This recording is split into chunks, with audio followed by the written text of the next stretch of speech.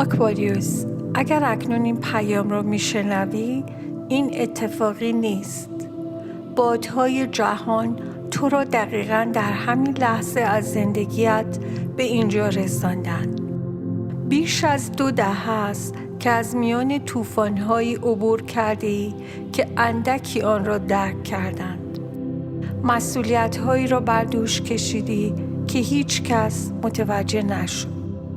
پشت درهای بسته گریستی و به خودت گفتی خوب می‌شوم، حتی زمانی که قلبت در حال شکستن بود. اما در میان تمام فقدان‌ها، تمام سکوت‌ها، تمام شب‌هایی که فکر می‌کردی دوام نمی‌آوری، دوام آوردی، تو زنده ماندی. حقیقت این است که 20 سال گذشته مجازات نبودند، آمادگی بودند. جهان تو را نادیده نمی گرفت، داشت تو را شکل می داد. هر در بسته، هر خیانت، هر فصل تنهایی روح تو را تراش داد تا چیزی خارق‌العاده بسازد. چیزی که اکنون با قدرتی آرام می درخشد. تو هرگز قرار نبود شکسته بمانی. جهان اجازه داد سقوط کنی تا بتوانی متفاوت برخیزی، با خردی در زخمهایت و آرامشی در استخوان‌هایت. اکنون آکواریوس، انرژی پیرامونت در حال تغییر است. ظریف اما قدرتمند، مانند سپید دمی که پس از شبی بی پایان می شکند. شاید آن را در رویاهایت احساس می کنی، در سبکی ناگهانی قلبت، یا در اینکه گذشته دیگر توان آزار تو را ندارد. این تصادفی نیست، این تولد دوباره توست.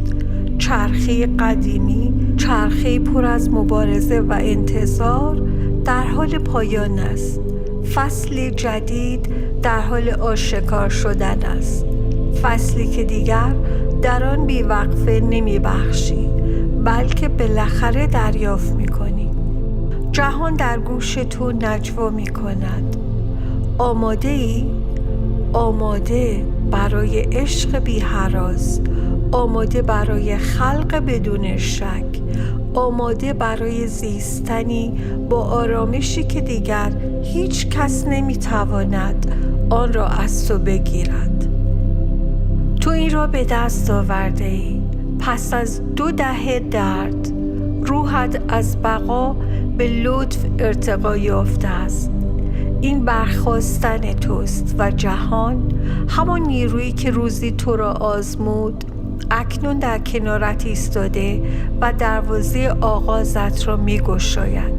و برای اینکه بفهمیم چرا این لحظه مقدس است، باید به عقب نگاه کنیم، به 20 سالی که روحت را به شکلی شکل داد که تازه داری آن را می‌بینی. تو بارها پرسیدی چرا مسیر تو باید سخت باشد؟ چرا آزمون پشت آزمون؟ اما اگر این طوفان‌ها نیامده بودند که تو را نابود کنند، اگر آمده بودند که تو را پاک کنند، آن وقت چی؟ روح تو عادی نیست. تو با فرکانسی نادر به این زندگی آمدی. فرکانس بینش، آزادی و دیدن آنچه دیگران نمی‌بینند. به همین دلیل جهان مجبور بود تو را در آتش بسازد. هر دل شکستگی یک کلاس بود، هر تأخیر زمانبندی الهی، هر پایان محافظتی پنهان. وقتی مردم رفتند، جهان داشت به تو یاد میداد چگونه تنها بایستی. وقتی پول از دستت رفت، می‌آموختی که ثروت حقیقیت حکمت است. وقتی سکوت تو را احاطه کرد، این غیبت نبود، هم ترازی بود. 20 سال گذشته ریشه هایی بودند که در زیر خاک کاشته شدند و اکنون آن دانه‌ای که 20 سال دفن بود شکوفه می‌زند.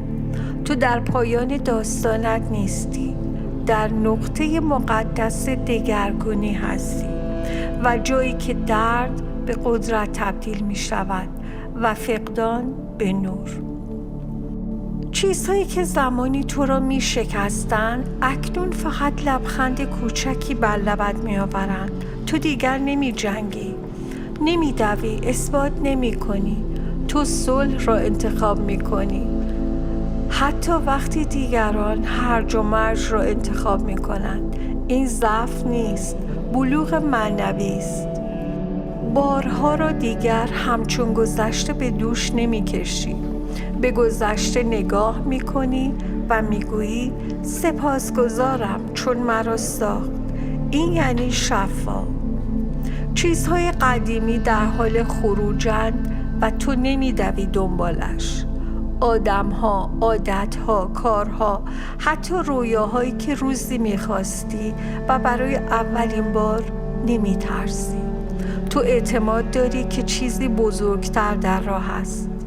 شهودت تیزتر شده است. انرژی‌ها را پیش از آن که اتفاقی بیفتد حس می‌کنی. چهره‌هایی را در خواب می‌بینی که بعداً وارد زندگیت می‌شود. این هماهنگی است، نه تصادف. احساسی از آرامش بی‌دلیل داری، نه به این دلیل که همه چیز کامل است، بلکه چون تو با ناکاملی صلح کرده ای. تو رها کرده ای، تسلیم شده ای و اکنون در حال برخاستنی. دروازه انرژی جدیدی که در سال جدید برای تو باز می شود. چیزی در میدان انرژی تو در حال تغییر است. چیزی که 20 سال در حال شکل‌گیری بوده. سیاره‌هایی مانند زحل، نپتون و پلوتو درس‌های سختی درباره استقلال، تنهایی، جدایی احساسی و زمانبندی الهی به تو دادند. اما اکنون این چرخه بسته می شود. آنچه تو را شکست اکنون گذرنامه معنوی توست. برای آکواریوسی هایی که در سنین 50 تا 70 این تغییر عمیق تر است. این دوران چرخه دوم روح است، زمان بازگشت به رسالت اصلی. تو دیگر دنبال دنیا نمی دوی، جهان بر مدار تو می چرخد. این سال فقط تغییر نیست، رستاخیز است. تو از میان آتش گذشتی اما خاکستر نشدی، ققنوس شدی. کلید این تولد دوباره وضوح است. نقاطی که روزی بی معنی به نظر می رسیدن اکنون به هم متصل می شوند. می فهمی که هیچ چیز هدر نرفته بود. پلوتو با ورود به آکواریوس نسخه قدیمی تو را می سوزاند.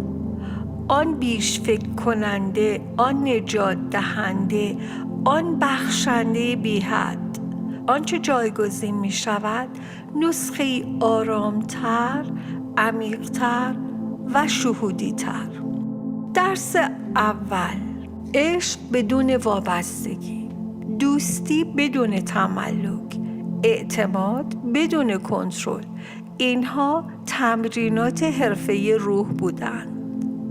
تو قرار نبود جای خودت را پیدا کنی. تو قرار بود خودت نقطه مرجع باشی. حالا به زمانبندی الهی ایمان داری. تو هرگز عقب نبودی. جهان داشت چیزی بزرگتر از خواسته های لحظه‌ای برایت آماده می کرد. تو باید سبک سفر کنی. دستت هنوز به گذشته چسبیده و جهان می‌خواهد آن را باز کند.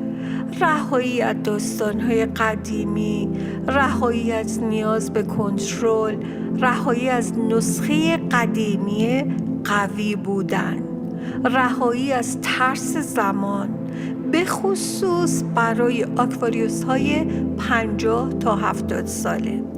تو عقب نیستی، دقیقاً به موقعی.